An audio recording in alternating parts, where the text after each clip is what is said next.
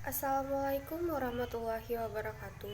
We are from Group 1. The member is I am Fani Nanda Andeva, Intan Putri Ruswita, Indriana, and Rizka Mula Idrus.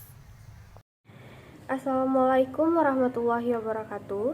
I am Fani Nanda Andeva. I want to explain material about assignment concept. The first, assignment assessment is giving assignment to student to measure or improve knowledge. Maksudnya di sini adalah penilaian itu dilakukan untuk mengukur berapa pengetahuan siswa. Number 2, assignment used to measure knowledge. Assessment of learning can be done after the learning process, while assignment to increase knowledge assignment for learning are given before or during the learning process. Maksudnya di sini adalah tugas bisa diukur dengan setelah proses pembelajaran, sedangkan tugas digunakan untuk menambah pengetahuan diberikan sebelum pembelajaran. Next, number 3, assignment assessment is an assessment technique that requires students to carry out certain activities outside of classroom learning activities. Assessment with assignment can be given in individual or group form. Assignments with assessment can be in the form assignment or project. Maksudnya di sini adalah penilaian tugas adalah suatu teknik penilaian yang mengharuskan siswa melakukan pembelajaran di luar kelas. Penilaian dengan tugas diberikan dalam bentuk individual atau kelompok. Penilaian dengan penugasan dapat berupa penugasan atau proyek. Okay, next. Assignment can be carried out individual or in groups according to the characteristic of the task. Assignment embraces problem solving and other productive tasks. Maksudnya di sini adalah penugasan dapat dilakukan secara individual atau kelompok sesuai dengan karakteristik tugas. Penugasan menekankan pemecahan masalah atau tugas produktif lainnya. Okay, I am Intan Putri Ruswita. I want to tell you the material about advantage of using assignment assessment. The first is working time is mutually agreed upon. The means is waktu kerja telah disepakati bersama. Waktu kerja telah disepakati bersama itu maksudnya telah disepakati bersama oleh guru dan juga siswa. The second is the form of the task is mastered by students. Bentuk tugas dikuasai oleh siswa. Guru itu telah dikatakan berhasil jika siswa itu telah menguasai seluruh materi yang telah diberikan oleh gurunya. The third is right on target. Maksudnya tepat sasaran. The next is sources and materials are more flexible. Sumber dan bahan ajar lebih fleksibel. Maksudnya sumber dan bahan ajar itu bisa dikerjakan di mana saja dan mudah dipahami oleh siswa. The next is it's good to fill your free time with constructive things. Maksudnya mengisi waktu luang dengan hal-hal yang membangun. Contohnya yaitu dengan membaca buku dan juga memberikan kesempatan kepada siswa untuk bisa bertanya tentang pelajaran yang tidak diketahui. The next is foster a sense of responsibility. Maksudnya yaitu menumbuhkan rasa tanggung jawab. The next is instill the habit of studying hard. Maksudnya menanamkan kebiasaan giat belajar.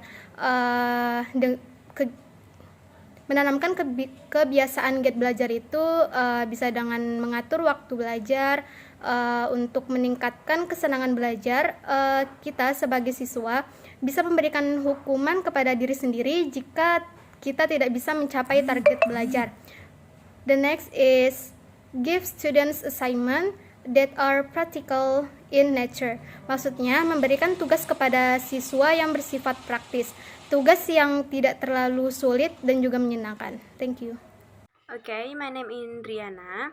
I want to explain the next material. Disadvantage of using assignment assessment. The first, there are possibility of work done by other people. There is a risk that the assignment will be completed by someone else, not the student, reducing the original value of the student's work. And the second, possibility of forgetting assignments. Students often forget or ignore assignments, affecting their performance evaluations. And the third, tendency to copy other people's work. Students may complete assignment by copying from other sources, reducing understanding and proper assessment of the student's abilities. And the fourth, individual difference in completing assignments. General assignments may be too difficult or too easy for some students, not allowing for a fair evaluation of their abilities. And the last, effect on mental calm. Difficult assignments or excessive workload can affect students' mental calm, affecting their psychological well-being. Okay, the next material to my friend. Okay, the next material is instrument and rubric assessment. For the example of instrument and rubric assessment, sudah sama-sama bisa kita lihat di PowerPoint. Jadi di sini kita mengambil salah satu materi pelajaran di bahasa Indonesia di kelas 9. Assessment for the student. The first, determine the non-fiction textbook. Jadi di sini siswa ditugaskan untuk mencari salah satu buku non-fiksi. Yang perlu diperhatikan adalah buku keluaran terbaru. And the second, write the non-fiction book and read the non-fiction book and write review of the non-fiction books. Jadi di sini siswa diminta untuk membaca dan menulis hasil review yang dari buku non-fiksi tersebut dengan memperhatikan the words review cover, book identify, novelty, synopsis of the books, advantage of the books, and the last conclusion. Jadi setelah siswa ditugaskan untuk membaca dan menulis hasil review buku non-fiksi tersebut, maka langkah selanjutnya adalah the third,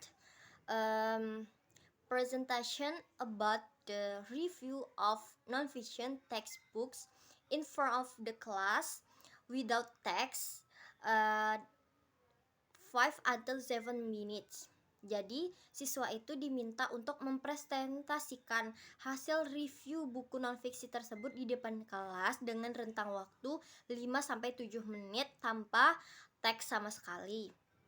Yang perlu diperhatikan adalah the first, pronunciation and intonation. The second, word choice.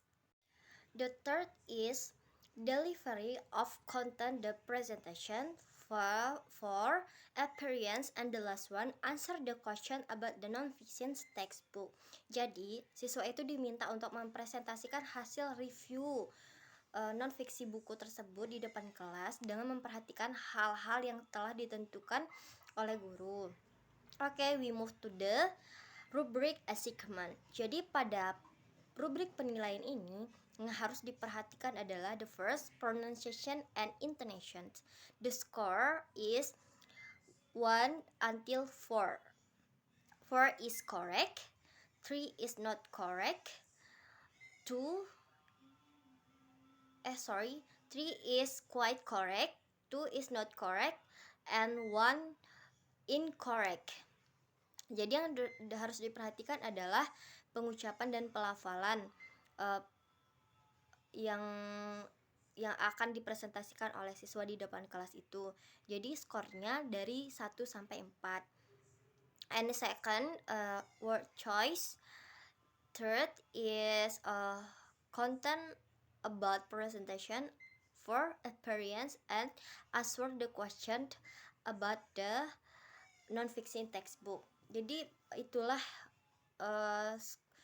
rubrik penilaian pada presentasi siswa tersebut. Jadi yang diperhatikan adalah pelafalan pada presentasi tersebut, yang kedua pemilihan kata, yang ketiga penyampaian isi dari review buku tersebut, yang keempat penampilan, dan kelima menjawab pertanyaan seputar yang berhubungan dengan buku nonfiksi tersebut, yang terkait dengan buku nonfiksi.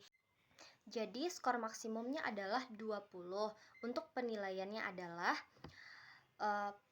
skor perolehan per 20 dikali 100. Jadi begitulah untuk rubrik penilaian hasil dari presentasi siswa di depan kelas. Okay, that's all our presentation by Group 1. Assalamualaikum warahmatullahi wabarakatuh.